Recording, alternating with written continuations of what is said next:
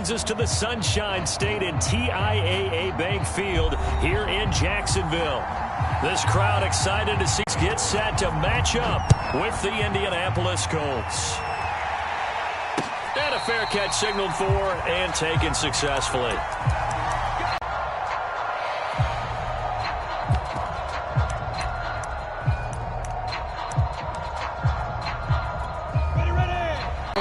And he'll be upended at the 28-yard line. Just a 3-yard gain there. Defensively here, you're facing a top-5 team in terms of points scored in the NFL. So when they're that high-powered, you've got to find a way to hold them under 20. Because to me, that's the magic number.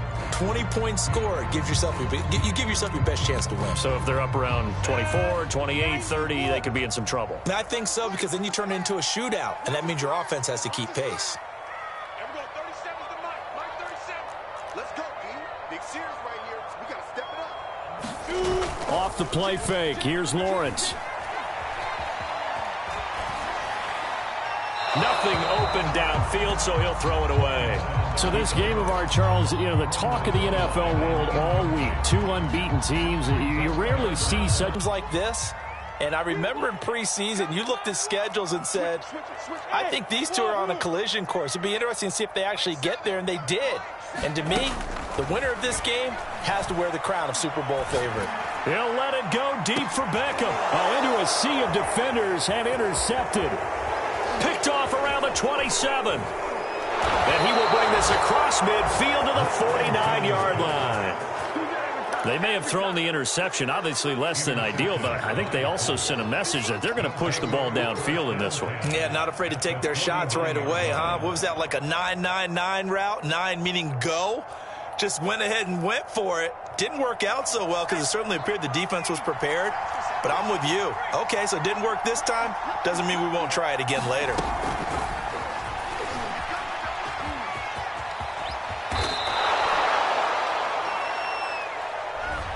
So a decent gain, but all for naught on the penalty. It's too bad, isn't it? They were feeling pretty good about it. The only people celebrating, the guys who just gave up that play.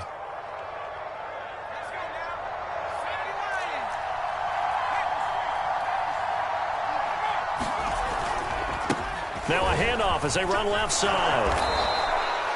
That's a gain of 11. Would have been a first down if not for that penalty moments ago. Partner, I remember a coaching friend of mine used to tell his running backs before games, make sure you run and jog with your offensive line in pregame. Get used to the ground shaking when those big behemoths start to create space for you up front.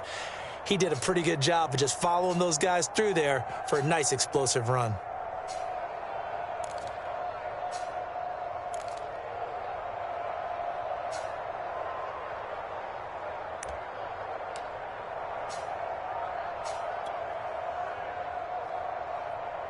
Still 9 remaining on second down. Now a handoff here to his running back. And he is close to a first down as he's tackled at the Jaguars' 41. Well, this defense for the Jaguars, they were terrific in the win over Tennessee a week ago. And what I saw on film was a nearly unstoppable pass rush. 5 sacks last week, plenty of hurries given up. So now what do you do on offense? You just max protect, keep everyone in and run the ball, or maybe just 1 or 2 receiver routes in order to try and keep your quarterback upright. Well, partner, what do you think? Might have been 4-down territory if they didn't pick it up, but... Yeah, it's a moot point now. I was curious, so if they didn't get it there, would they have gone for it? I guess we'll never know. Yeah, we didn't have to make that call, but I have a feeling both of us would have said, go for it. Now they'll switch it up here and look to throw. He'll take a shot for the end zone. And a double back, but that's going to be one when he flips on the tape. He's like, I shouldn't have thrown that ball. No doubt about it, and his coaching staff will be emphatic about he shouldn't have thrown that ball. But remember, second year, as you noted, on-the-job training. So he's got to take this feedback that he's getting, negative or otherwise, and turn it into positives moving forward. After the pickup of 5, here's 2nd and 5. On play action, Lawrence. Complete. And they pick the wrong way there. Losing yardage back at the 43-yard line. It'll be a loss of 4 yards on the play. And it'll be 4th down. And And this is good. It was running out of gas there at the end, but he winds up getting just enough on it. And the Colts hit the scoreboard first. It's 3-0. They got the interception, but very little movement after, and that forces him to settle for 3. And it does feel like settling when that happens, doesn't it? It certainly does, but we got to give a lot of credit where it's due, and that's to the defense because they ran onto the field. This is what we call sudden change, right? Interception, you've got to go put out the fire, and they did, holding them to a field goal.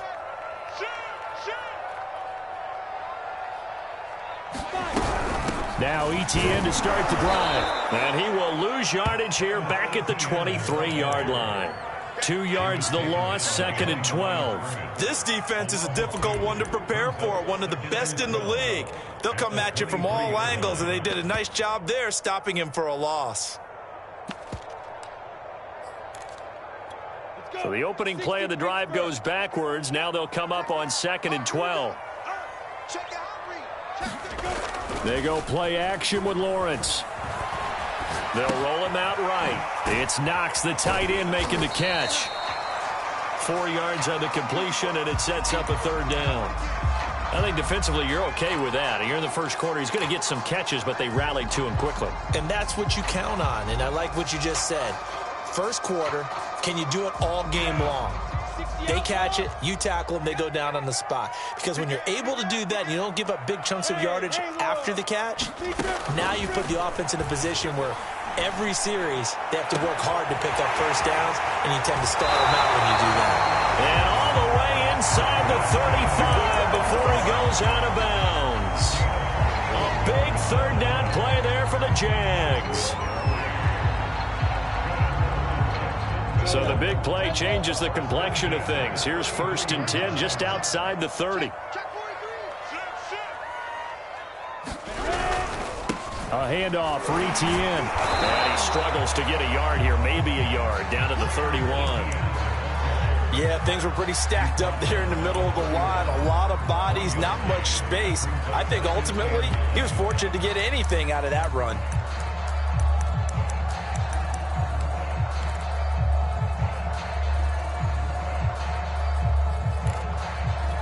Here's 2nd and 9.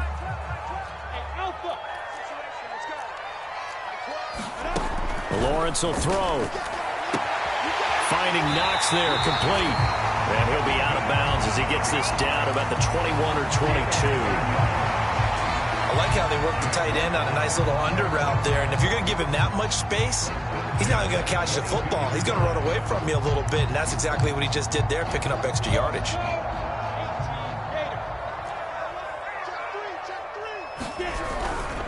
On 1st and 10, it's ETN. Give him 5 on the carry there, and it'll be 2nd down. This running game's so important for them, and they know that. It helped lead him to a victory last week when he was over 100 yards. Let's face it, it's their identity, and that's what they want to play to. They want to be that team that runs the ball really well each and every week, and right now, pretty good pattern of that happening.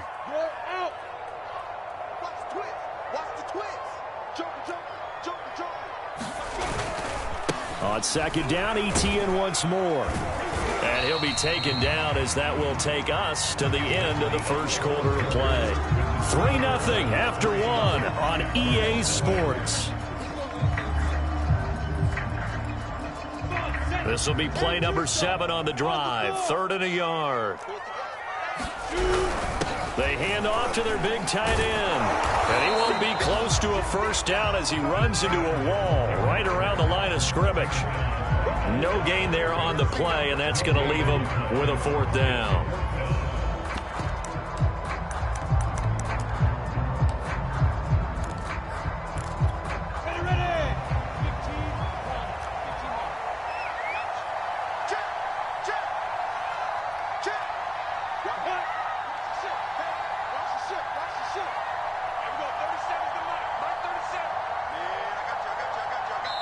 The Jaguars going to go ahead and use their first timeout.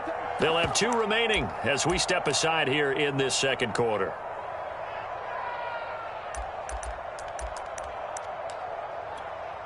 On is Josh Lambo now for the Jaguar field goal. And Lambo will put this one through, and that will tie us at 3-3.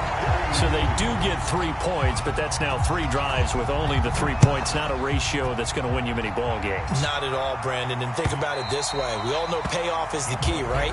And wouldn't we love to have the concession on every T-shirt that's been printed in football that says finish on it? Because that's the mantra everywhere. Got to be able to finish drives, put points on the board. The Colts come to the line ready to start their next drive. They're at the halfway point of the season, Charles, 8-0. What a great start. Clearly a Super Bowl contender, if not the outright favorite, through 2 months to win the whole thing. Well, there aren't too many bad things you can say right now because this team is playing pretty well. They've had a couple of injuries. That could plague them down the stretch. But their intensity doesn't waver. I think the road to the Super Bowl is going to go through them in the playoffs. And if you're on their road, things could be bumpy for you. 2nd and 5.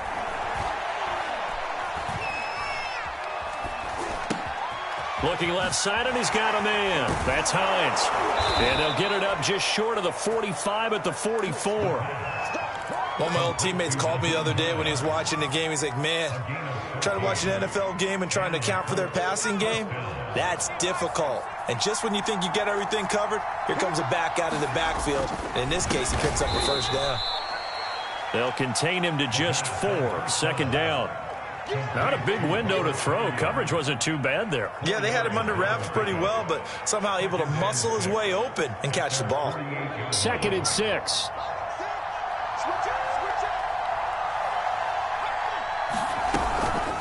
They run with Hines. And they go backwards here. Yardage back at the 48-yard line. A loss on that play. To the football and getting him on the ground, but I think the play gets made by the defensive front because if they can't get upfield, their job is to go ahead and get low, almost get into a ball sometimes, stack things up, and make it difficult for the runner to find a hole. Throwing on 2nd and 8. Lawrence. They'll drop that underneath to ETN. And brought down, but not before they're inside the 25. We often talk about understanding the playbook,